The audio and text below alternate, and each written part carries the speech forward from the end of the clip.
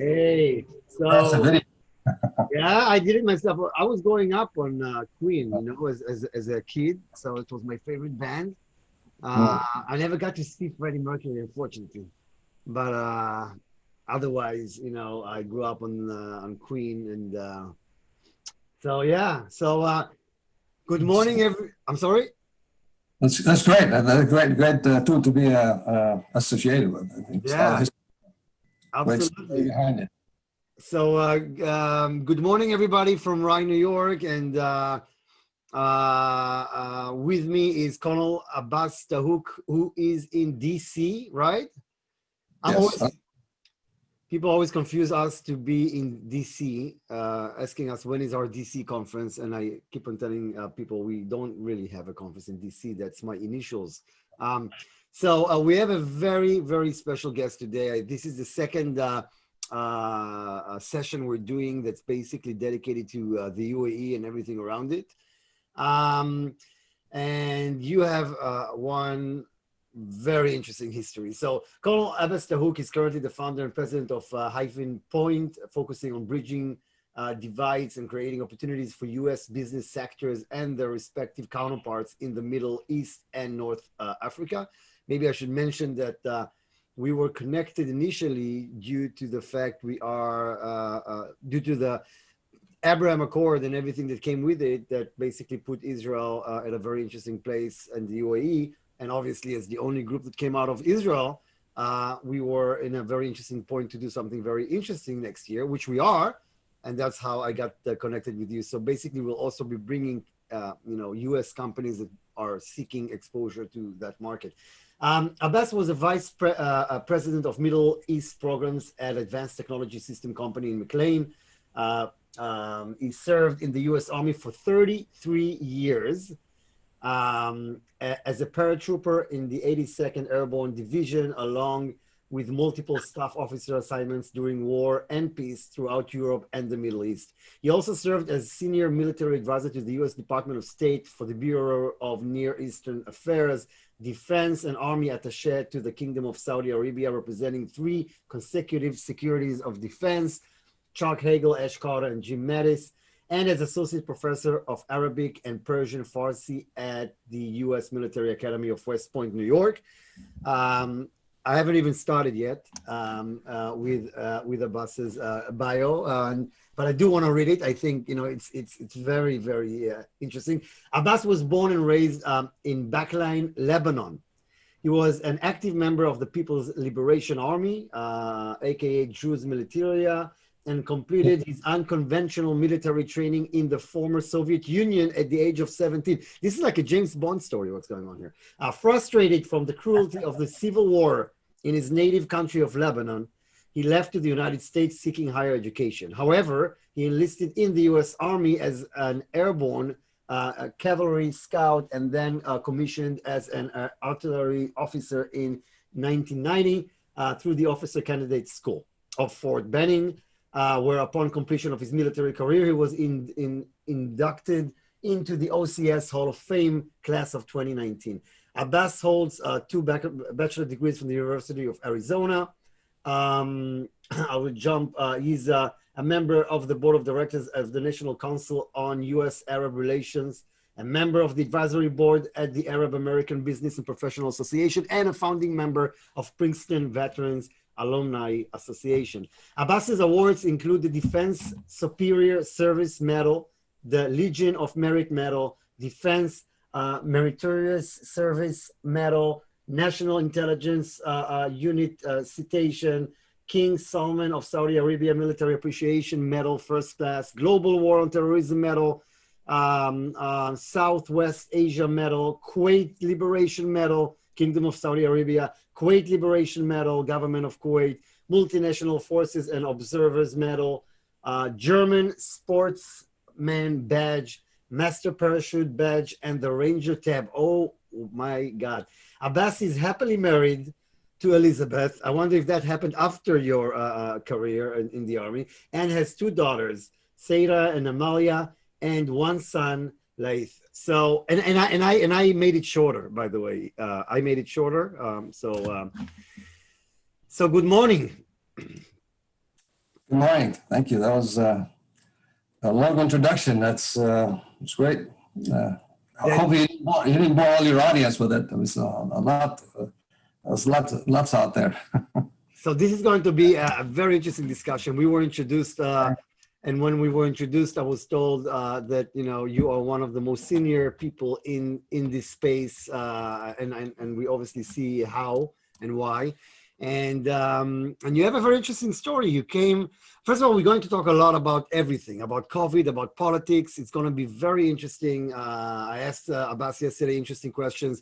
Now that, there's the peace agreement, suddenly people see both sides, and I talked to numerous families in the UAE and good friends of ours. I hope Ahmed Al-Otaiba is watching us now. And good friends, and you hear the other side, and the other side hears you, and suddenly there's a dialogue. And I'm from Israel, you're from Lebanon. Obviously, tougher days we've seen for both, and we talked about very sensitive issues yesterday. Maybe we'll start with your life story because it's really different. I mean, you ended up serving in the UAE, in the Gulf, and all around the place, but you came originally from the area. You came from Lebanon. You're suddenly there. You speak Arab fluently. How do you feel about, maybe things that, an American that was just born here and had no connection to the area would be easier with? Maybe you had more, issues dealing with it. So maybe you can tell us why you moved to the US, how that happened, and how you ended up in the army and all of that. Well, yeah, it's several questions I put in one. It's kind of uncomfortable to talk about me, but it's my pleasure of making people uncomfortable. Anyway, this is nothing. It just things happen. I mean, when you look back in history, say, how did it happen? It just did happen. And it just sometimes things by design, sometimes things by accident. I think my past is a combination of all of the above. I was born in Lebanon in the mountains of Lebanon. So I'm from the Druze community, which we probably born in Israel. You can relate to the Druze people in Israel. So I'm from the same clan, but on the other side of the borders from the Druze, group of people in the mountains of Lebanon. And I know if you know about the Druze, they're always very connected to their land. I mean, the land is more important than basically whatever the nation is, because nations come and go, but you have to stay connected to the land and just try to survive. And during the Civil War, the same thing, even the Druze were the minorities. I mean, you have the Shiites were the majority, still majority today. You have the Sunnis, you have the different 2, 3, 4 different dominations of Christians, but the Druze were the minority. But they had a significant military presence. Literally, I mean, the Druze militia at that time, I'm talking about late 70s, early 80s, they had an organized military. It was a Druze militia, but there was actual military. You had, and I was president at that time, where you had artillery, you had tanks. I mean, those are militia with tanks, with rocket launchers. And and the only thing was going for you is you meaning Lebanese at that time, is be part of a militia. There's no government, armies fragmented, and every sect is fighting for themselves. And in the meantime, you're under occupation, was under Syrian occupation until 1982, when Israel came in and took the PLOs out. And then you're under Israeli occupation. You get to witness all that. I know the whole thing, the whole government was hijacked by the PLO. Unfortunately, Lebanon is still hijacked by a non-state actor today, is by Hezbollah. It used to be PLO back then, now it's Hezbollah. So I'm the only child in the family, and so my dad lost pretty much everything he had during the war. 75. We were trying to just make ends meet, whatever it is, open a little restaurant. I used to go with him to Damascus and just to smuggle things back to enough fuel for the family, or sometimes buy some things in Syria and come and sell it in Lebanon. This kind of stuff, and movement, it wasn't that easy. I mean, you're always going through checkpoints, so that you don't know what's going to happen. So it was pretty tough. And then for myself, being part of the militia, so you had to go through some local training. You got PLO training you. You got other people training you. And I ended up going to the Soviet Union at that time, at the age of 17. I think in 81, 80. Well, yeah. And but basically, from a U.S. or from a Western perspective, you're a child soldier, and if you're under 18, you're still a child soldier. I was the youngest guy in the training camp, and the training camp was in the Crimea area. And it's in the Crimea on the Black Sea, and now Crimea was part of Ukraine, now it's part of Russia, and that's why most likely Russia wants the Crimea back. It's very strategic for them, And that camp, we had students from like Zimbabwe at that time, like from Angola, from Namibia. PLO students, PLFP students, Public Palestinian Liberation Organization. Forgot the last acronym for it, but anyhow, there was also students from Afghanistan. United States were helping the Mujahideen, right, training them, arming them. Soviet Union was at that time helping the Afghan army, so we had also classmates from the Afghan army. So that's coming back to Lebanon now. You're more senior, you're well trained. So I had a little more responsibilities. But for some reason, I just couldn't see myself doing this. I mean, I saw there was you're a little puppet in that big fight. You didn't see a cause for doing this. I mean, I always saw it. It was just it's not like I had a mentor to tell me this, but I was just seeing that for some reason. The only person I had a friend of mine who actually came to the United States was studying engineering, and I was, I need to do something like this. So anyhow, long story short, my dad also was passed away 2 years ago, but he was dead against it. Here's the only son who wants to leave him in a war-torn society and to take care of his mom and two sisters. How dare you actually leave me and go to the United States? What are you going to do there? I need your help here. But for some reason, I wanted to do it, and he was dead against it, and didn't have much money. So my mom actually has to put some money together to buy me a ticket. Luckily, first, when I applied through a visa and all this, I got a student visa and I got a sponsor and all that. That's also a story to itself. But so anyway, I came to the United States and started going to college. I figured out, I came from a war-torn society. I know a lot about military. I was trained by the Russians. I would like to be trained by the Americans.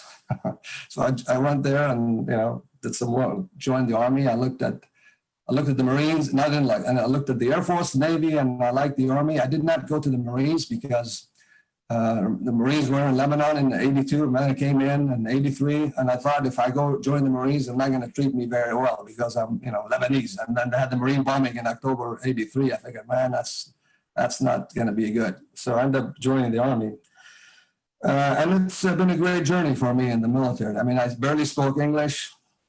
Literally, when I went to the MEP station and out of Los Angeles, California, I found myself with because my English was, if you think I have an accent right now, I should have heard me 33 years ago. Barely spoke English. And so they put me with a group of Puerto Ricans, because all from Puerto Ricans, when they joined the service out of Puerto Rico, they send them to California, then they ship them to basic training. So I ended up with them. And then, one of the drill sergeants was saying, well, okay, so they were speaking Spanish. I said, excuse me, I don't speak Spanish. I said, look at me, you don't speak Spanish? I said, no. I said, what do you speak? I said, I speak Arabic. Arabic? And they're like, what do you do with Arabic speaking, person? And all the Spanish speakers, there's a program for them. They send them to Laughlin Air Force Base, and they go through English training. And once they become their English at a certain level, then they ship them to basic training. In my case, the military did not have any programs for Arabic speaking, but hardly any Arabic speaking people at that time in the military. So I ended up going to high school. I ended up going to basic training without any English training, straight to basic training at Fort Knox, Kentucky. So I got, and then got the training. I was commissioned as a scout, and ended up going. Then I went to airborne school. Ended up at Fort Bragg, North Carolina, with the 82nd. I was ended up serving there for 10 years, jumping out of airplanes. It was actually pretty. Looking back at it, it was hard times, but looking back at it, it's great. Very, very busy. You're always, if you're not deploying, you're training. training. That's why that's why the U.S. military can do things, because you train so much. The government spent a lot of money on training, not just physical training, life, munition training and all that. So it was interesting. And then after that, I moved from being in the light. Then I went to Germany. It was the 1st Infantry, another infantry assignment there. But then I moved to what's called a Foreign Area Officer program, where you become specialized in a certain area, in a certain region. And in my case, I ended up doing the Middle East, not because we speak Arabic. Arabic is good, but I ended up also going to Defense Language Institute in Monterey. I studied Farsi for a year there, so that's how I picked up the Farsi. And then to become a specialist in the Army in a certain area, you have to also get your master's degree in the Middle Eastern Studies. The Army will send you somewhere. In my case, I went to Princeton University. I was very lucky to get accepted there and got a scholarship to do that. So with language, you get your expertise. You have also a master's degree. Then you start sending you for assignments in the region. And like you said, out of the embassies, you work on defense or security cooperation or attaché type work. So I spent some time there, like I said, in the UAE, U.S. Embassy in UAE, U.S. Embassy in Oman, and also the last embassy I worked at the U.S. Embassy in Riyadh, and that was a great timing for me. It was from early 2014 till end of 2017. During that time, we had the war, the ISIS campaign started, to see it, all the dynamics on the inside from the Saudi perspective, Gulf perspective. Then the Saudis actually went to war on Yemen, how to see it, how it unfolded, before and during, and you're the middle U.S. Focal point in there with them. And then you have the rise of MBS, the death of King Abdullah, and then you got King Salman and all this succession. You're in the middle of this sea and all this happening. And then you have we call it the mother of all visits at that time, which is President Trump when he came in May 2017. That was an unprecedented also visit for the country and also for the United States. I mean, Trump is, I think, the first president who actually decides to go to Saudi Arabia or an Arab country on his first international trip. That's something that's also unprecedented for a U.S. president. So to see all that, and then came back to the States, working at the Department of State as on the Middle East, on the Near East Affairs Bureau, and that's a pretty interesting assignment to look at the policy dimension of all Middle East from the State Department, where also you're looking at not only CENTCOM, which does the Egypt all the way to Pakistan. You also in North Africa, it has a different command, which is called AFRICOM, and Israel. And Israel is part of the Near East Affairs Bureau, and Israel falls under a different command. Falls under EUCOM. There's something maybe you can touch a little bit about it. Few people know that the country is divided into three parts from the U.S. Department of Defense. They don't look at the Middle East and North Africa as one entity. It's divided into three parts. One is under the Central Command, which goes from Egypt all the way to Pakistan, and Pakistan is not in the Middle East, but that's part of that. And so all of Levant, Egypt, all the way to Pakistan, this is the Central Command. You hear a lot about CENTCOM, because that's where they operate. And they have AFRICOM, does all North Africa, all the way to all the African continent, basically, minus Egypt, because Egypt part of CENTCOM. Then you have a third geographic command, it's called EUCOM, takes all Europe plus Israel. So there's not official lines between commands. It's just always, they do coordinate, talk, but it's not the same, because on three different commands to get them together to talk, to look holistically is very hard. And that's what from a policy perspective, they're united at the Department of State, but at the Department of Defense, a lot of official lines in there. I think I'll stop. By the way, when you speak, your camera moves a little bit. So sometimes when you touch maybe the table, just so you know. So before we will, I have several questions for you. And of course, we'll talk about what's going on with the Abraham Accord as well. But just because you mentioned Trump, how much do you think the Abraham Accord is Trump versus, just something that was boiling and he just pushed it a little bit? Because many people say, yeah, it's not the Trump administration. It just, it was, they were working on it for 10 years and he pushed it, and in his administration, it happened. How much do you think it's really him and making this happen versus, because this is historical. Yeah, it's hard to quantify, right? To tell you like it's 50% or 60%, but I think it's very high percent. I will say, I mean, if I have to guess, I'll say 90% it's Trump administration. If probably a little more than that too, and not the whole administration. When you say the administration, you're talking about everybody, state, DOD. It's a 90% of a small circle around the president. And I mean, we can give Jared Kushner credit there, because he was heading the spear. He was the head of the spear on tip of the spear on this. At that time when this was happening, I was at stake, and I basically getting, watching some of all this progress on this normalization. And even at the State Department, there was a lot of people like, "Well, this is crazy. This is not going to happen." I mean, this I'm talking about within the Foreign Service Committee, and defense it's not really involved with this operation. Really, it's all diplomacy and treasury, basically, because we're talking about more of economic dimension than it's defense. But yeah, it's the president started that with moving the embassy to Jerusalem. Remember, this issue had been lingering on for a long time. No president wants to touch it. They talk about it, but they never really they actually executed it. But he did.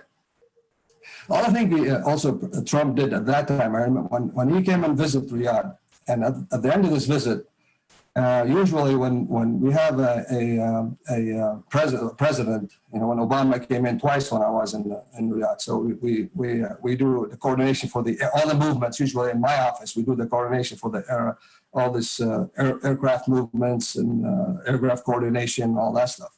So all the secretaries at the secretary level or at the president, when they come to Riyadh, usually they go and visit Israel at times. So what happened is, usually when you fly from Riyadh, we have to do what's called a technical stop. You can't just fly directly to Tel Aviv, because there's no diplomatic relationship between Riyadh and Israel, Riyadh and Tel Aviv. So what happened, we coordinating a flight from Riyadh to Jordan, Amman, Jordan, or maybe it goes to Cairo.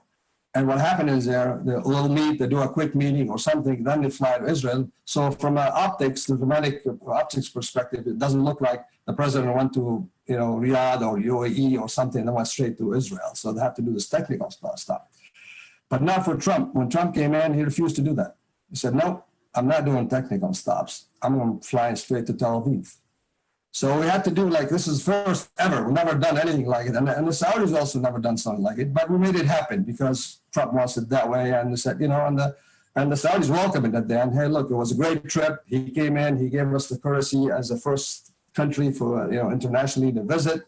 He wants that. Okay, we'll make it work. But I'm mentioning this as also unprecedented for any president before him or any secretary before him. I'm mentioning this just to show you the mindset. So even at the president, that's it. They're set on this. They want to break record. And it was pretty much the majority, the bulk of the thinking and the muscle movement was, that small circle. So you may like Trump, you may not like Trump. People may have their opinions, but one thing they cannot take away from him, he's the one that was basically behind this historical thing that was never done before, definitely not in Obama's administration, but also in others. I'll tell you another thing he did. I mean, the assassination of Qasem Soleimani, that happens in January 3rd this year. That's unprecedented. No one actually has the, I don't know, whatever you want to call the guts to do something, like to give an order to do this. I mean, Qasem Soleimani was a known entity for us even under the last 10 years. We know that he's a bad guy. He is behind a resistance, an armed resistance inside Iraq. I mean, his operations and his people in there are responsible for killing over 400 Americans. I mean, I'm talking about also soldiers and military service members. And we know that. We know there's a lot of investigation done. You can trace it back to Iran. You can trace it back to Qasem Soleimani. But President Trump, Obama before, we could have done the same thing, but opted not to do it. There was many reasons for not to do it, some political reasons. Some people say that's not going to change anything, it's going to further agitate the region. Or maybe they were doing the nuclear agreement at that time with Iran. The last thing they wanted to kill their Qasem Soleimani. But Trump came in and he just, okay, do it. And he gave the green light to do it. So that's another thing that required a bold move on the administration. Remember, Qasem Soleimani wasn't just the general running the army. He was running the militia, the proxies. He was actually let's call him the Secretary of Defense for them, or the military commander. He's also the policymaker. He's everything. He's the politicians. He's the treasury guy, and he's the defense guy for this external operations for Iran, whether it's in Syria, Yemen, Hezbollah in Lebanon, or in all this militias proxy in Iraq. So those are big muscle movement for the administration. Wow! And by the way, we are bombarded with questions, and we haven't even started. But I want to touch, at least a couple of more topics before we try to address some of the questions here. The current escalation between the U.S. and Iran, maybe we'll start with that. What's going on? Why is it going on? How do you see it evolving? Yeah, what we probably hear in the news, all this movement of defense posture, U.S. posture in the region. We have a nuclear Nimitz, the nuclear aircraft carrier, moved recalled from the Indian Ocean back to the Middle East. We had one of the submarines called USS Georgia submarine. This is also recalled to come to the Arabian Gulf. Last time we had a submarine in there is probably a decade ago. And then a couple of weeks ago we had some B-52s, also strategic bombers. Basically, they came in through the region. So this deterrence, this show of force, it is unprecedented, and it's all designed to just to show Iran that this administration is posturing itself ready to retaliate. As you know, these Iranian proxies, they fired some rockets in Iraq and some rockets on the embassy. On the 3rd of January, this is the 1-year anniversary for the assassination of Qasem Soleimani, and Iranian officials, and they keep saying that they wanted revenge for this. They will actually revenge, and I think they will. At a certain time and place, this is not gonna just go away. They have to do something for that. So all this, U.S. is, and then President Trump basically said, look, if we lose any soldier in the region, we're gonna retaliate, and they will. The U.S. will retaliate. Where? Most likely, probably Iran.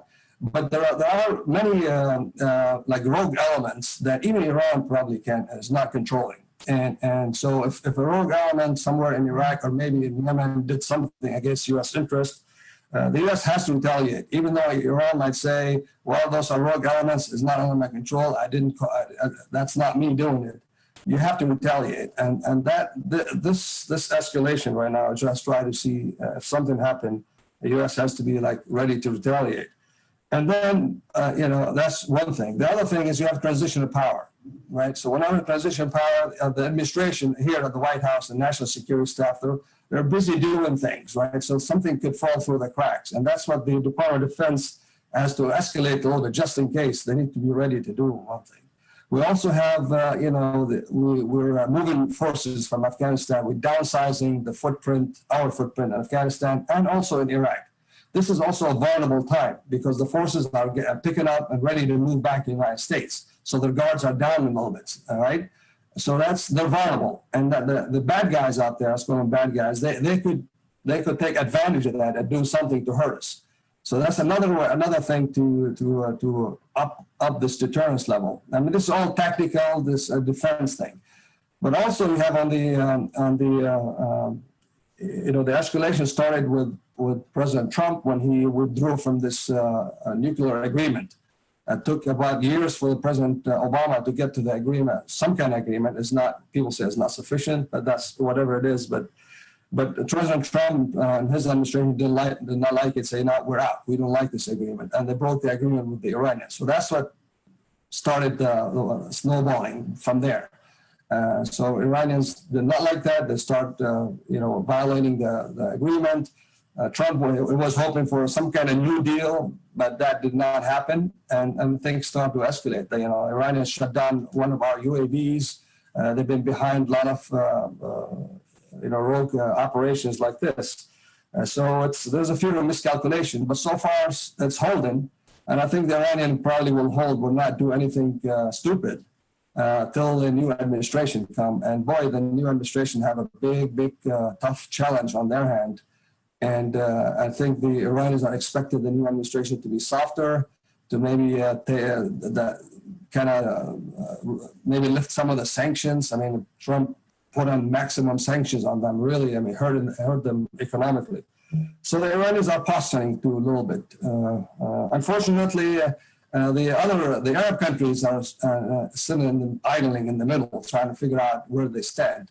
Israel asserting itself a little more because they're constantly fighting against the Iranians in Syria. They're constantly bombarding Iranian positions. Over like 30 strikes this year, Israeli strikes inside Syria on Iranian targets. I mean, they killed Iranian operative, Iranian citizens and property, but Iran has not retaliated against Israel yet.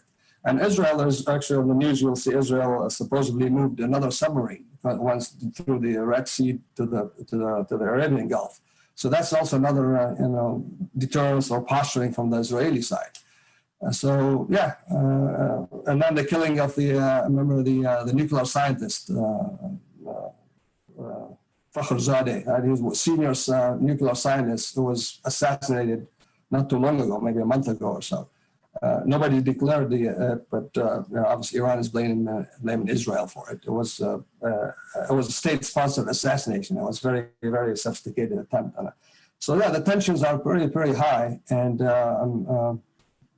we'll see how this is going to end. But the whole region, if you go back through history, this is the most politically penetrated region in the world. I mean, there's a reason why this was, center of civilization started there. The three monotheistic religions started there, and the whole world looks at it, keeps looking at the Middle East. I mean, then oil came in, and then people refocused back into the Middle East for the oil and for all that.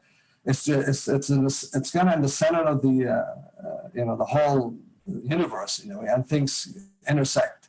And on top of that, now China has the new foreign initiative, the new Silk Roads, and those Silk Roads go through the Middle East. So now China is also interested to come back through the Middle East, to boost their own economy and their thing. So I think we'll wait and see on this. We have loads of questions, but again, I do want to touch a little bit, maybe to get a little bit of background, geopolitical background about the area. I mean, the area is very volatile. I guess it's too hot. And people, I don't know, it's maybe the sun is making everybody more aggressive. But I don't know. Maybe you can give us some Gulf geopolitical overview, and then we can talk about the normalization with Israel that obviously is could take the entire region to a new place. We're seeing other countries joining.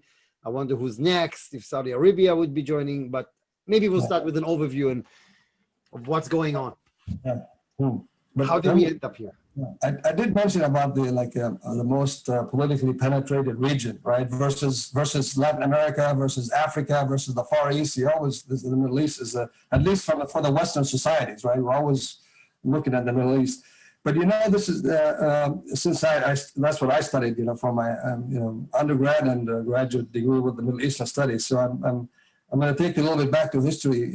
Even back in the mid 1800s, 1830, though, in Europe there was what's called the Eastern Question, because the Ottoman Empire was controlled. The Turks' Ottoman Empire controlled North Africa and the Middle East, and it was crumbling, it was falling, and so the Eastern Question came in for the Germans and the British and the French and the Italians. There was an Eastern question. What are we going to do with this giant empire, right? Who's going to take what? They're starting to, I'll take this, you take that. And literally it was fighting amongst each other who's going to take what. And, France went to Egypt, invaded Egypt, and then Italy went to Libya, and France and Britain came to the Middle East, and so on. So by the end, then you have the Sykes-Picot Agreement, where the British and the French, they sat down and said, okay, I take this, you take that. It was a secret agreement. Later on, the Russians exposed it after the Bolshevik Revolution, exposed the world. Hey, look what the British are doing. They're not here just to help the minority groups. They're here to divide in the country. But that's all that because the Ottoman Empire is dying. Just one quick story there too and once you hear about the famous movie of the Lawrence of Arabia, right? When the British Lawrence teamed with King Faisal, right, to go and liberate Damascus. I like the story there is because it's what happened is the British promised the Arabs, let's say, the Sharif Hussein in Mecca, and said, look, if you revolt against the Ottomans, we're going to give you your country. We're going to give you the Arab kingdom that you wanted for, because the Arabs were under the British under the Ottoman control for a long time, right? For since the the 13th century on, all the way on.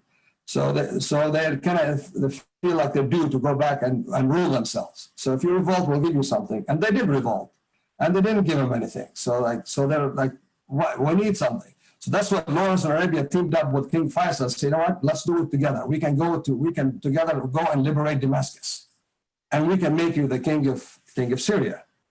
And so they did in 1918. Went in there, and it was the whole story that liberated Damascus, kicked the Ottomans out.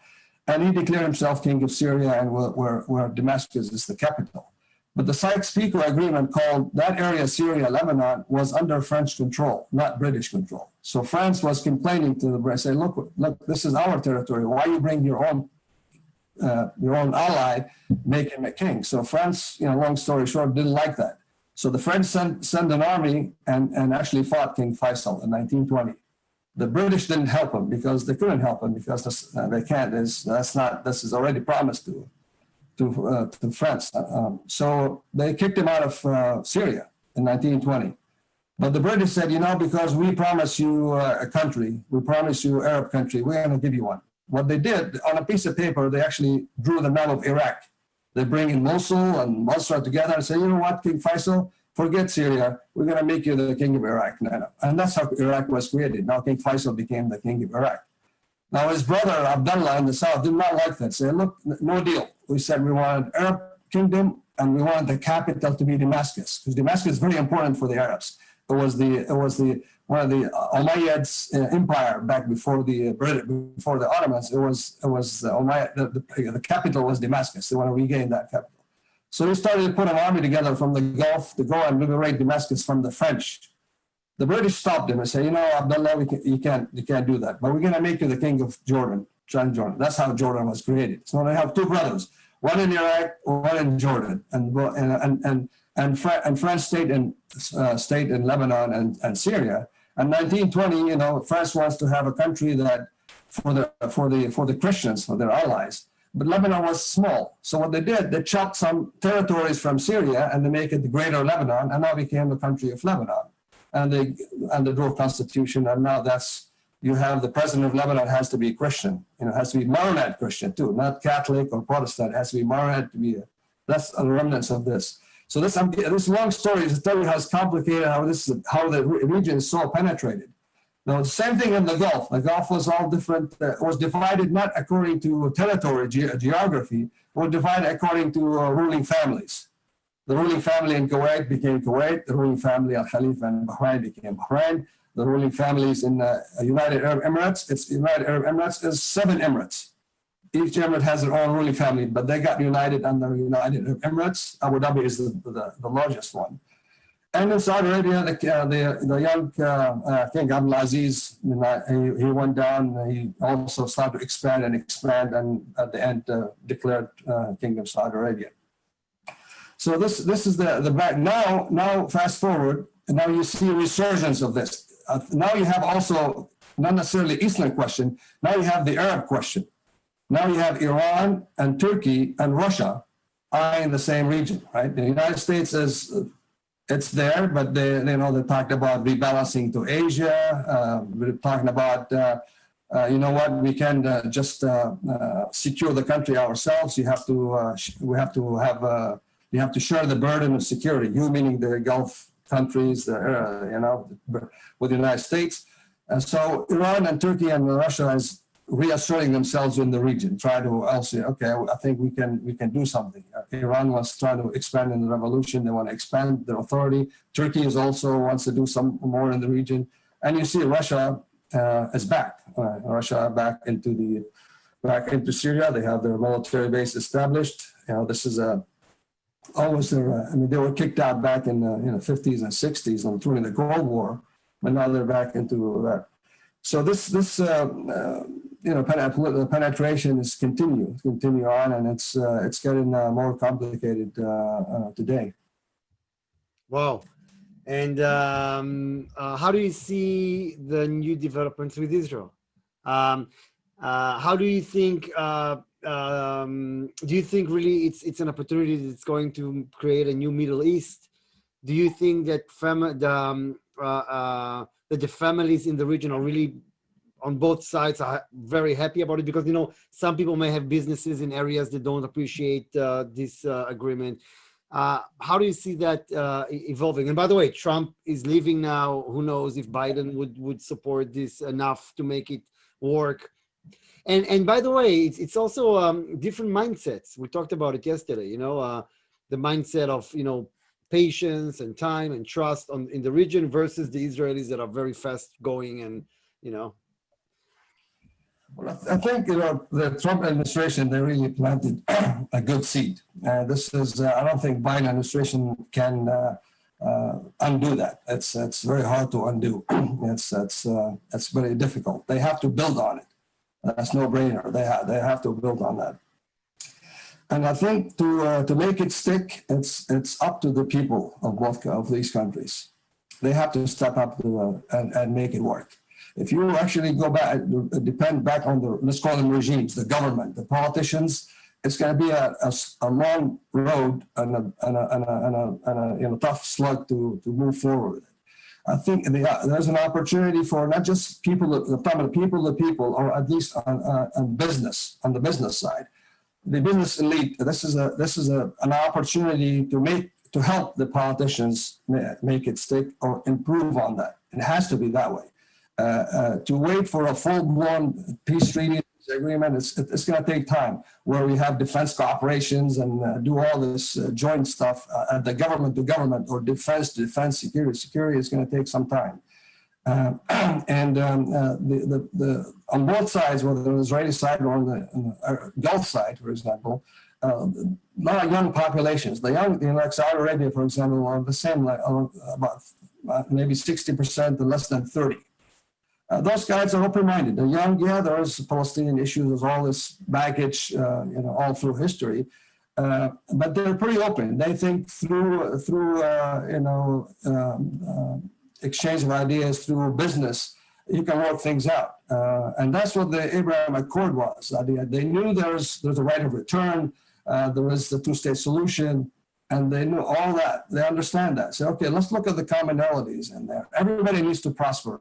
We need to actually, and there's a lot of talent in that region. There's a big talent. There's a capital in the Gulf, right? It needs to be invested in the right direction for everybody. And there is a high-tech industry that actually in Israel that actually needs to expand and upscale.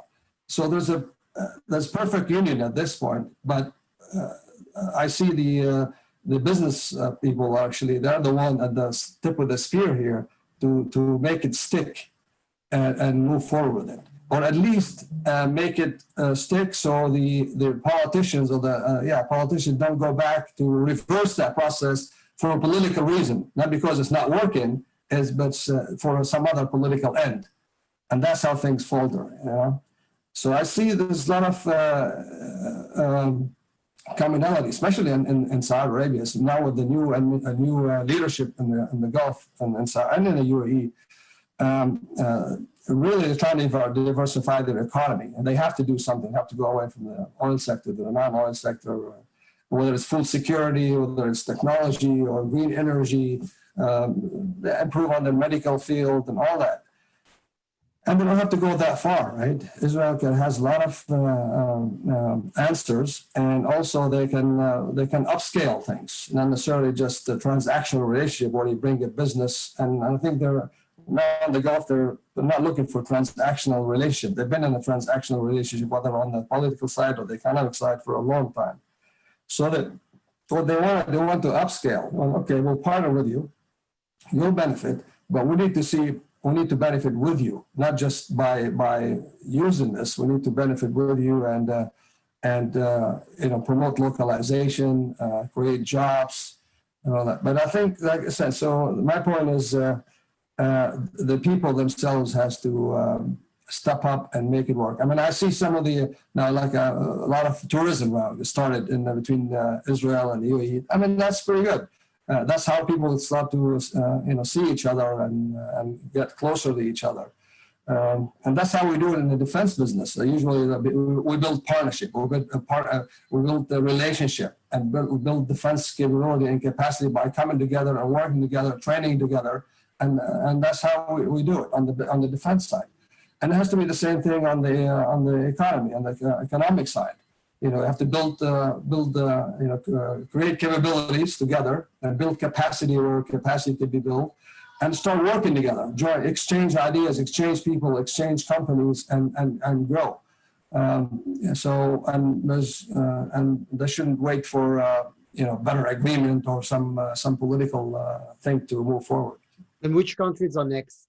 When do you think we'll see Saudi Arabia, if we'll ever see? Well, I think it will depend on the Biden administration. If the Biden administration treats Saudi Arabia favorably, I see Saudis will entertain it. But if Biden administration from the onset try to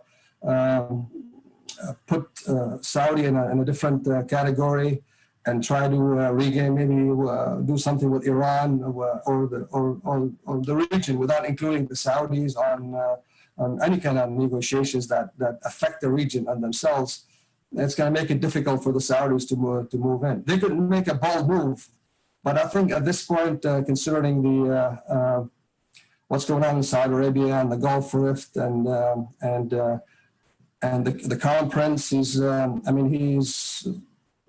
he can make. He probably is ready to do it, but he still have King Salman. King Salman is. He looks.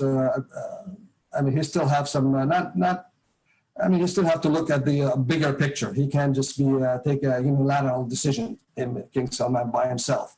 He has to look at the whole region. You have to look at the Palestinian issue writ large. You have to look at the Islamic countries writ large. So he can't just take like UAE can take a unilateral approach, go in there and do it. Morocco, the same thing. It's not that hard for them. Sudan, Bahrain, they can do this unilateral thing and push and move it. Saudi Arabia is not, they can, but they're not, I don't think they will do that. They have to make sure that there is a holistic outcome of this. They have to address the Palestinians, whether the Palestinians, Palestinians is the people, and that's not the leadership. We know the leadership, they're kind of they are divided. They're not just, they're not, I think, doing the right thing. But they have to address the people. They have to find out a formula for the Palestinian people somehow, and then they move in. Now, there's no doubt we will have to do another session because I haven't even reached 20% of the questions I have, and we didn't even start with all the questions around us. I want to ask you something before, something very delicate. It's not a cliche, when you're starting to speak with people and there's a dialogue, you suddenly hear a different point of view. I spent hours speaking to some of the region's prominent families, and you meet sophisticated, very well-educated people that are thinking smart, that are taking it easy, and you start to see the other side of things. And I had a call with this guy who was supporting the Israeli Abraham Accord, and he said he got some emails, nasty emails from people who didn't like the fact he's going. And he said the reason was, I was educated on, in general, about, I think he mentioned Jews in general, that, in school, here and there, he had a certain image. And then he was in the States, he had an apartment, he rented it to a couple of Israelis, I believe, Then 9/11 happened. He couldn't come back to the States. He was stuck. They called him saying, can we help you? And then he said, you know what, then I questioned everything I grew up on and said, wait a minute, I heard you guys. I heard what you want me to think. Now let me have my own opinion. You know, these people are not that bad, actually. And then he said that was my turning point. And I want to ask you, you know, and again, a very delicate question, because I like delicate questions, even though I get in trouble for them. But you're from Lebanon. I'm from Israel. And here is a question about different state of minds and how people see things. And we talked about it a little bit yesterday. Israel sees itself. I mean, when you grow up in Israel, we're thinking we are a moral army, in the sense that, you know, you do the war where war should be done, you know, not from civilians, crowded cities, right? And they were always saying, look, in Lebanon, when Hezbollah is fighting, they're fighting from very occupied territories, risking their own citizens, using them as human shield. I don't know how many saw South Park. You should see the movie. It's funny. But, you know, using them as human shield and, you know, playing an unfair game in that, you know, and Israel, you know, what can it do? At some point it will have to react, and then people are getting killed, and then they're going with that and promoting it. Look what Israel did and all that mess. But you gave me a different perspective, because from my angle as an Israeli growing up, we were thinking, you know, many of those civilians probably hate every second of it because they're being used as a shield by the Hezbollah without even asking them. But you give me a different perspective as one that grew up in Lebanon, this very, very sensitive point. How do the Lebanese see Hezbollah? How do they think it's immoral to run the fight from the center of the town? Yeah. There you go. Well, I think morality is, well, I mean, depends where you sit on, right? That's a lot of things. But remember, Hezbollah is a non-state actor, right? Hezbollah is not an organized army, belong to a state that fall under Geneva Conventions that respect the rule of law, and doesn't have to be respected. You have to abide by it. I mean, there are some rules. That's why there's a United Nations, there's a rule in Geneva Conventions. Those are rules, not necessarily to respect or not. You have to abide by it, and that's how the civilized nation or nations everywhere decided to, hey, if we go to war, we have to respect certain things. And there's also, if you're from a moral perspective, there is a morality from religious part of it, innocent kids, all that stuff. But Hezbollah, you know, it is a military organization, it is a political organization, and they have also public support. They have mainly Shiites, and recently, in the last 5-10 years, now you have also a part of the Christian populations that actually align very closely with Hezbollah, at least politically, and they really agree on what Hezbollah is doing in Lebanon and also in Syria and against Israel. And so some of the population that under Hezbollah control, this is part of Hezbollah. So even though you might be, I might be storing something in your house, I mean, you feel privileged that Hezbollah is picked your house to store a missile or store something. This is something you feel like you as a villager or as a party that, you're part of the fight. And the idea of Hezbollah that they're under occupation, there is a part of Lebanon still under occupation. So they're a resistance force. I mean, this is from their perspective. This is from also a United Nations or international thinking that if you have a part of your land occupied by an outsider, you have the right to resist. So they take some of that. They take it translated in their own terms that we're resisting. So that's part of it. And being an insurgency, one of the center of gravity of being an insurgent is get the support of the population. If Hezbollah doesn't have population support, they become isolated, become a target. They'll be targeted from within, and it'll be easy for the Israelis to target them. That's become an easy target. So to survive, they have to move into these populated areas to basically survive, and perhaps to make sure force or cause Israel, for example, to make a mistake and look bad. I mean, look, to be fair, I mean, Israel is very aggressive. I mean, if you compare it to me as a U.S. soldier, I mean, I've been in wars with the U.S. Army. I mean, the way it's the same rules, obviously, but Israel's fight is different because they're also fighting for existence, and sometimes they push the envelope. I mean, you can't fault them to do it. I'm not going to say right or wrong, but they push the envelope on certain things, and sometimes they take more risk. And the U.S. Army, we take risk, but it's sometimes we don't take it out. We know that we might be hurt at the end, but we do that. A different mindset, different approach. We're operating internationally. We're not operating on our borders. We're operating somewhere else. But in Israel, it's a little different. It also has a different standard on both sides.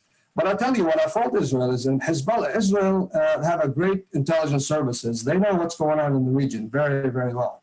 But allowing Hezbollah to be that strong, I think this is wrong.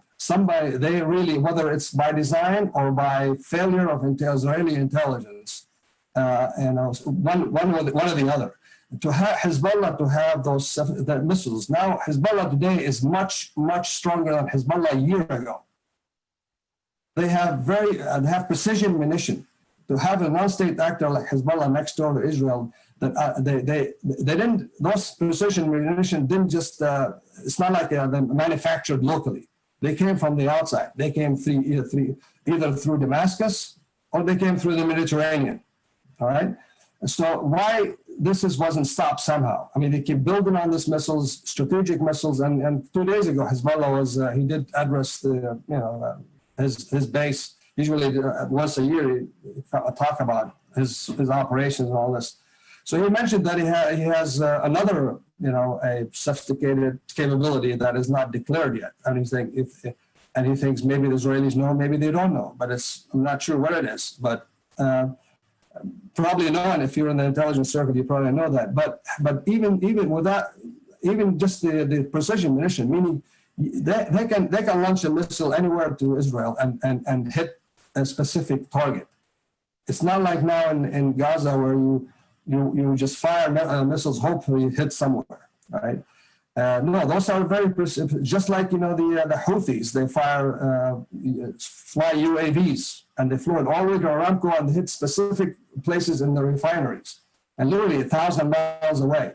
It's out there. So this is that was a red line for a while. I'm not sure why they allowed Hezbollah to cross that red line and gain this capability. That's one. The other thing is Hezbollah became an international operator. I mean, by crossing the borders of Lebanon to go and fight with the Syrian army against the Syrian people and all that. That's another red line that was Hezbollah crossed.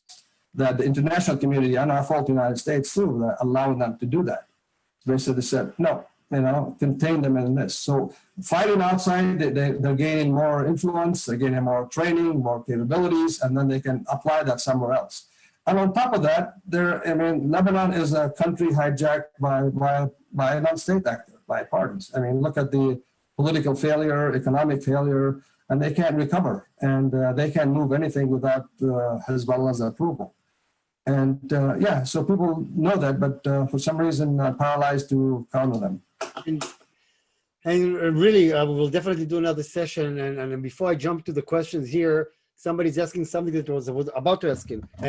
Turkey. I mean, Turkey, I'm trying to figure out, are they losing their mind or what's going on there? Because, Erdogan has, even his own people, right? I mean, there's half of them that wants him out, half of them that is happy with him. Are they getting more, I don't know, where are they in this game? They're getting, with the US in trouble a little bit. So while the region, right, the UAE and the region is getting, more normalized with Israel, Turkey, that used to be very close to Israel, is going exactly the opposite direction under his leadership. And what's going on in Turkey and how are they involved with everything here? And are they getting more religious? Or it's still the same thing, just the religious part takes over and really surpasses the other part? Well, I don't know if it's very hard to measure religiosity, right? Religious or not, but they're more ideological. They're having their certain ideology away from the West, and they're running with it. Turkey is becoming not to say a big actor, but they're actually becoming involved militarily in many places. Really, I think that they're punching over their weight by going to, in Libya, which they were successful what they did on the defense, on the military side. They actually they helped the Libyan government against Haftar when they came. Haftar did an offensive against the Tripoli, and they were actually, with their help, the Turkish help, stopped them. They brought in all this. Yeah. And by the way, they were the closest to the West out of the Arab countries, right? I think you even mentioned they changed their alphabet at one point, right? I mean, and now they are completely changing direction. I mean, for a while. I mean, when the Turkish, remember it was an Ottoman Empire, and then when they lost after World War I, I mean, the Allies, they could have said, no Turkey, but they kept Turkey, the Turkey of today, and because the boundaries. Remember, the Turks came into the region back in the 7th, 8th century. There was most of the Turkish people were back in the Caucasus, and they came in as soldiers and then created the country of Turkey. Yeah, and the father of the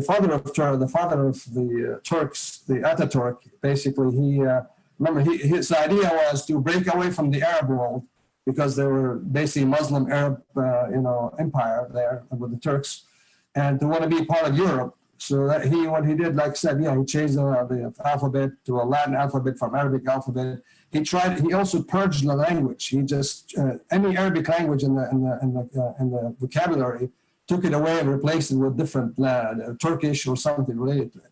So yeah, they went to Orient West and then became a part of NATO, and they're still a part of NATO, right? But when Erdogan and his party came in, they started to reorient themselves towards towards Islam, towards the Middle East, and towards the East.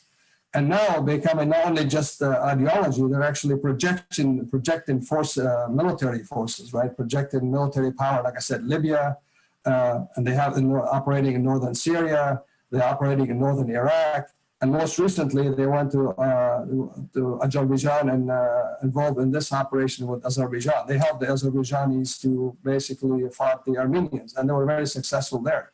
They're actually introducing the drones into a lot and proxy forces. I mean, they have Syrians fighting with them everywhere. So he's eyeing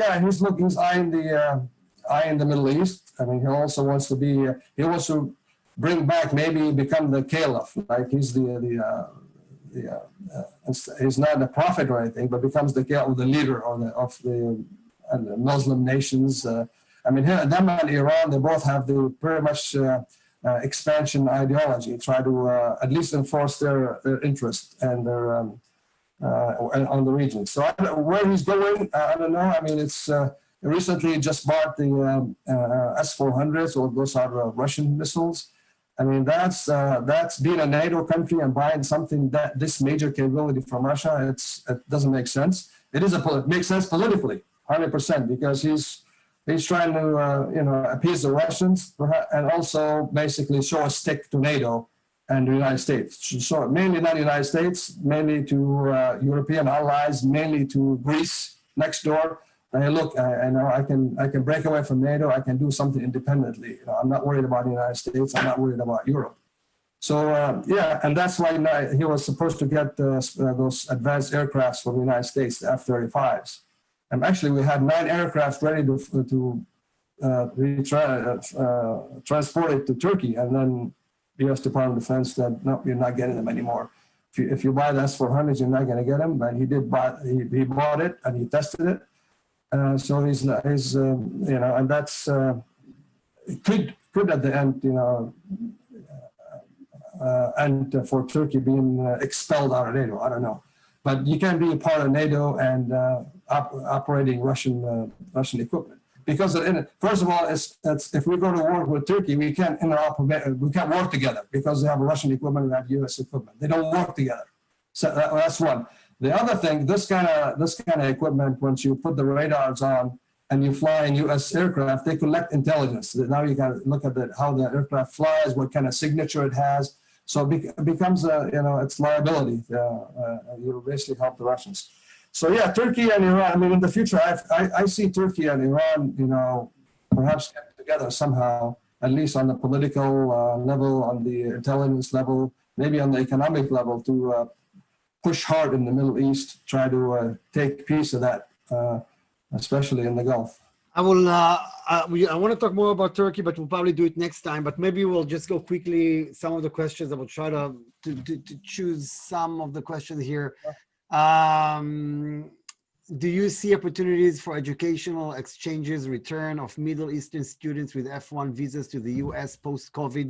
We didn't even talk about COVID and how the region dealt with that, but US post-COVID under Biden administration, opportunities for US new business with schools in the Middle East or both. Is it time for Israel partner with USCENTCOM instead of UCOM? Time for a change?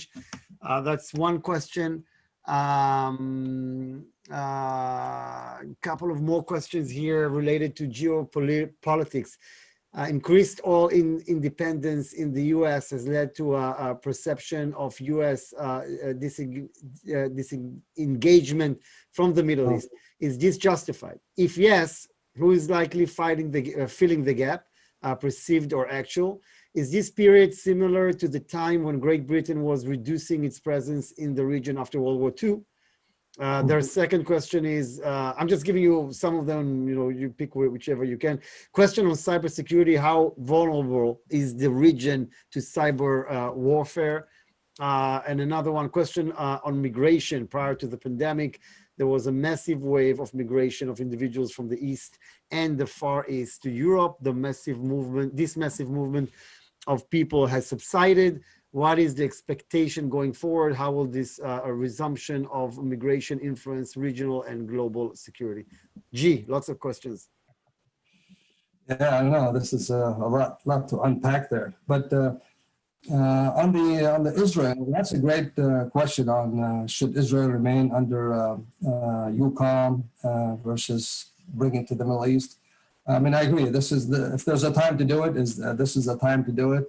It's always an issue for the geographic commanders, especially like CENTCOM and over Syria.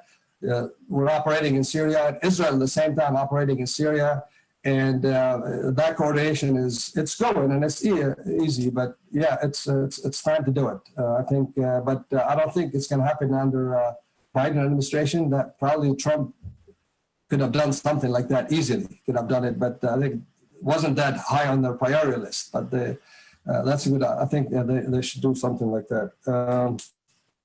On students, unfortunately, I mean, you do have a lot of Arab students, especially from the Gulf in the United States. I mean, on a given day, you probably have 80 or 90,000 students, Gulf students, even more in the United States. I know at least Saudis have about 50,000 Saudi students, but military students and also regular just college students.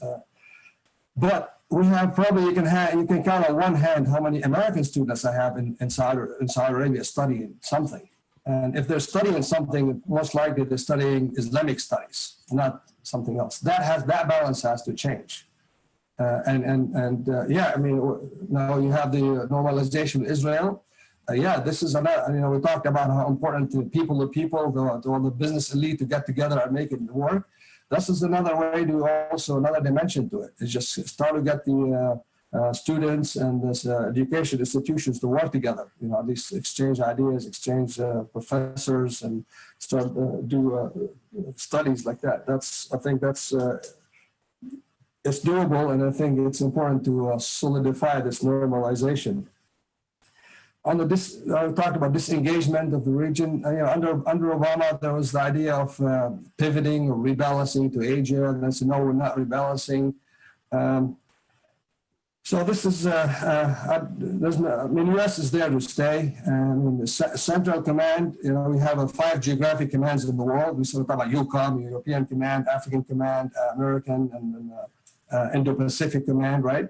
But the Central Command is where America is at war. I mean, we've been at war for a long time. We have people die all the time, and we're still losing life in that part of the world. We still have been losing soldiers. Fortunately, recently, not that much, but we lost a lot of blood and treasure in there. So this is not going to stop. And we have probably over 30 or maybe 50,000 soldiers, service members currently in the Middle East, between Qatar, between UAE, Al Dhafra Air Base, the fleet out of Bahrain. You got also in Kuwait, Saudi Arabia.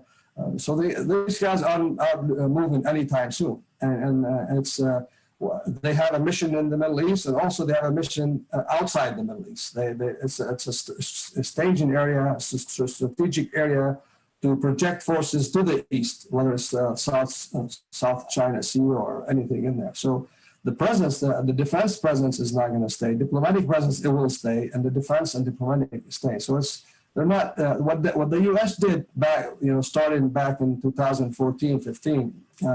Again, through my time in Riyadh, where we had multiple meetings at the Minister of Defense level from the region. They came together under Chuck Hagel, Secretary Hagel, Secretary Ash Carter, and Secretary Mattis.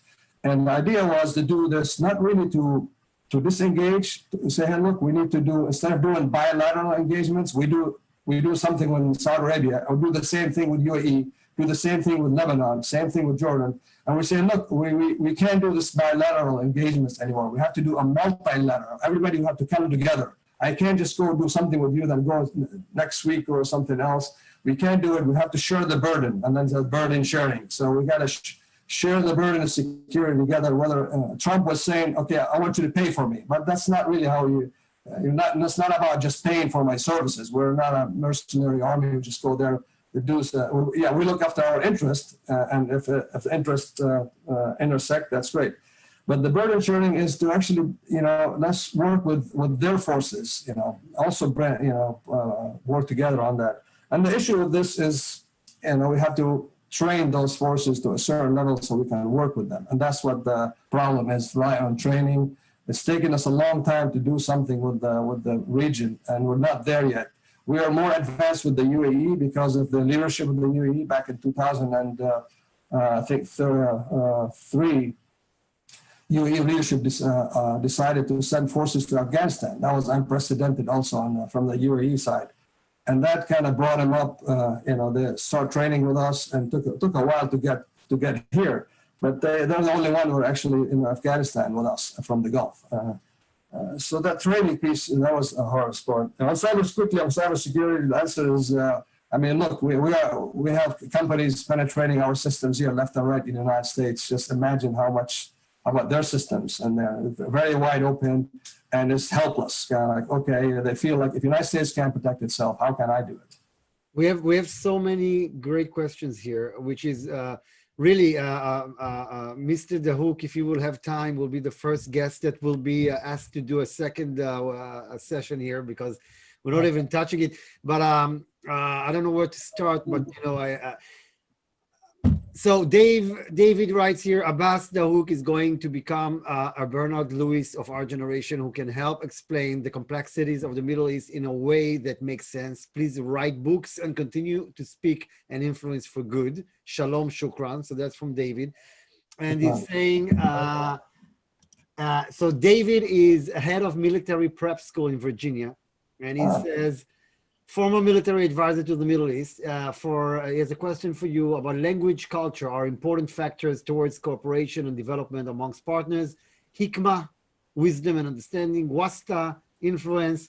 So in a Biden administration and post-COVID world, do you see opportunities for more educational exchanges with Middle Eastern partners to our US prep schools and colleges? Is it possible that we'll have Middle Eastern students return to our schools, or will the Saudis, Iraqis, Lebanese, and others develop more of their own capacities? What new business opportunities should be leaning in on regarding educational leadership opportunities with Middle Eastern partners? If you can answer that shortly, because we have couple of very interesting questions after that as well. David, is he talking about is it the United States or Israel? I didn't get the... I believe he was mentioning the United States. Oh, well, on preps, prep schools are good. They probably they could use a lot of that, But on the exchange programs, I belong to the council, the National Council on U.S. Arab Relations here from D.C. And you can look that up. It's if you describe the council by one word, it's education, and we do some of that. We take, I actually escorted a group of cadets November last year, a group of cadets from West Point, VMI, and the Citadel. We're, I think, about 15 people with the instructors, We went to Saudi Arabia, to Riyadh, and it was hosted by the Saudi Ministry of Defense. And the Saudis welcomed that very much. And I've done also a tour to, went to UAE, and also I went to Qatar. And yeah, they're very welcome, and they welcome that. And we welcome this because it serves two purposes. First, those are the future leader of the United States, right? They read about the region, but they go and see it themselves, right? And then also when we visit in the country, I mean, the host nation, in this case, like the recent one for Riyadh, they want to show off Saudis to those future leaders or the students. They can do something like that. And there's also opportunities to do a semester abroad program. When I was at West Point, I was there. Also, we had West Point cadets. We did a semester abroad program in Egypt and in Jordan and Morocco. But this is a time to do something more in the Gulf, and I think it's welcome from that side, and it's good any way you look at it. And two quick questions. Someone writes here, Russia has given Hezbollah these capabilities, but that's not a question. The questions, so two different ones, interesting questions. How safe are Israelis or Jews in the Gulf, given Iran's undertones to retaliate by killing Jewish tourists in Dubai, etc.? Is Netanyahu, another one, the biggest roadblock to reconciliation between Israel and the Palestinians? Yeah, so maybe you'll answer that, and then one last question. I'm not an expert on Israeli internal politics, but I can see Netanyahu has been there for too long. He is an obstacle.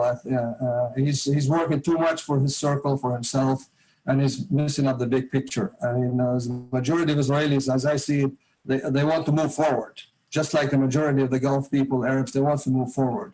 And the only obstacle is this caustic politics for personal gain. And that's why I mentioned that there's an opportunity for the business elites and maybe universities and academic world to jump in and make it stick and together. What was the second part of it besides Netanyahu? How safe is the Gulf to Israelis or Jewish people given Iran? Yeah, the Gulf is safe. I can tell you the country like UAE or Qatar or Bahrain or Saudi Arabia or Oman, all these countries, they really protect their people, like police states. They really protect not only their people, they look at the people, the visitors as visitors. They know any attack on these visitors, they will look bad. I mean, they're protecting you not also because they want to protect you, you're a visitor or you're Jewish or whatever, because they know your loss is going to be disadvantageous for them. Strategically, it's going to hurt them, and also on the business side, on the political side. So it's to their advantage. They know that. If you're a foreigner, especially in this case, if you're an Israeli tourist, rest assured that there's a lot of security out there. You don't even see it as a tourist. And out there watching, making sure that you're not being attacked, not necessarily from rogue elements of Iran. Forget that. From within, of some rogue, somebody like a citizen or somebody want to do some harm like that for some other ideological reason. So from that sense, yeah, and I don't think Iran would just, maybe they want to target it just to make the UAE look bad, perhaps.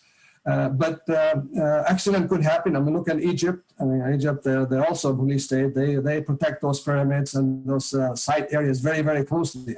And still things happen. It's just, you can't be 100% safe all the time. And it takes one bad element to do something.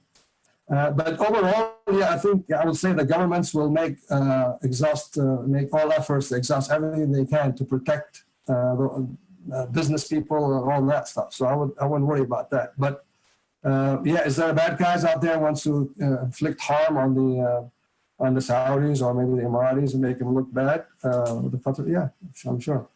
So my last question, and we'll just, guys, you have more questions here, but we'll do it in our next session.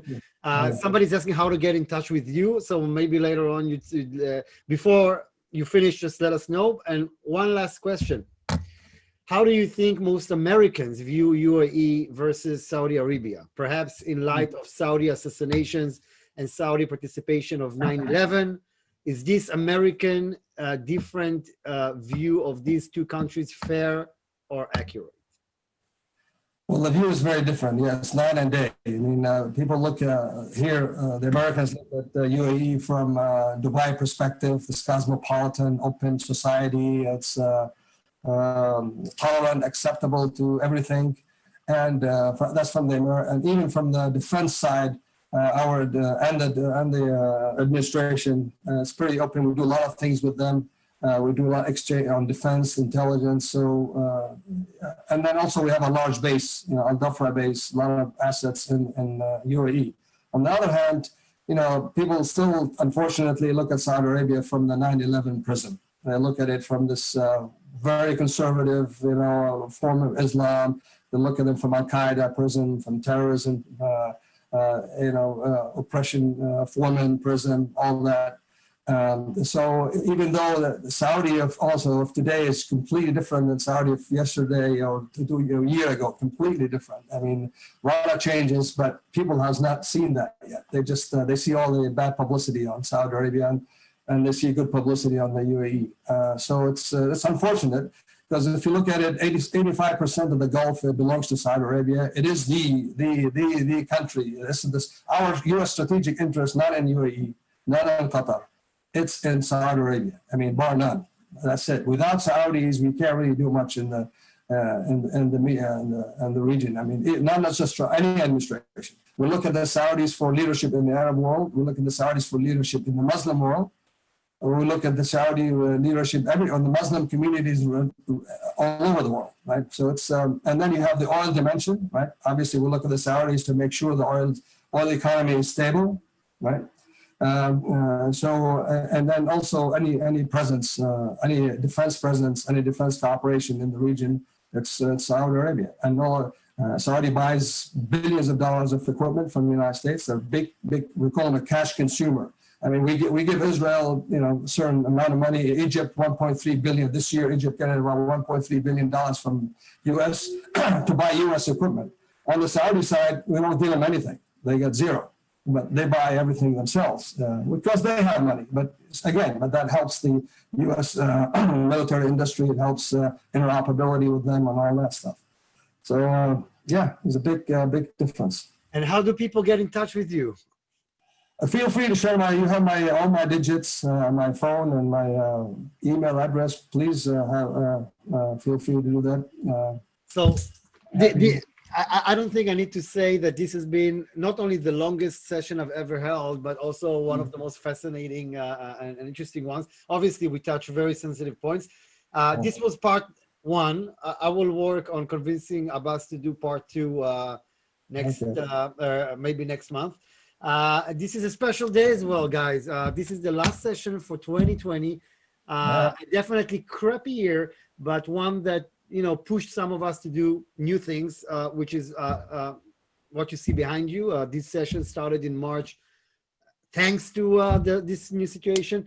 So I guess we reached a lot of new families that couldn't have gone to our conferences before.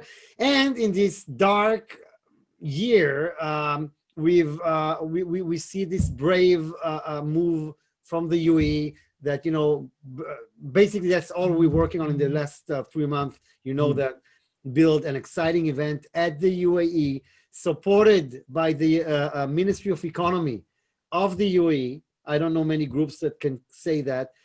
With partners like INSEAD, the Ministry of Foreign Affairs, the Israeli Tech Association, the Expert Institute, with families like Silverstein that share the conference, which I think, Abbas, you'd agree that it's probably the most important family I could come up with, given the sensitivity of the area and bringing a family that owns the World Trade Center to speak about peace and normalization in the region. Other families, Desmarais, de Gaspé from Montreal, Paez from Guatemala, Sheraton, Purdue from the States, Strauss from Israel, are all together building an event that is not just going to be another family office one. It's going to be a meeting place for many years to come between families, the families from the region, the Israeli families and Americas, and hopefully European families as well. So Abbas will be speaking at our conference. He's part of our steering committee, which I'm very proud of. And this has been the first part of our geopolitical Middle Eastern discussion. It's been fascinating. Abbas, anything else you'd like to add at this point? No, just thank you for having me. Thanks for all the people out there, and honored to be with you, and hopefully we'll see more of you. And my first question next time would be, how did the region dealt with COVID? We'll talk about that. I can tell you from what I see, Dubai, Abu Dhabi, very different strategies on dealing with this horrible disease. I want to wish us all a happy new year, definitely happier than this one, which is not putting the bar very high. We definitely hope to see a better year. Hope to see you all in person. I believe from mid-year, maybe we'll do a conference at the World Trade Center because it's outdoors, maybe in April. I would like to wish you all a happy new year. Forget this year ever happened. We're going forward. We're going to meet in person. And thank you again, Abbas. You have an amazing history behind you. We hardly touched it. We will do more of that next year. Thank you, everybody. Stay safe. Happy New Year. And AC/DC have a new album. Check it out because it's amazing. And that's what keeps me jogging here. You don't see it here. In dire times like that, you need good energy. Thank you. Goodbye. Bye. Thank you.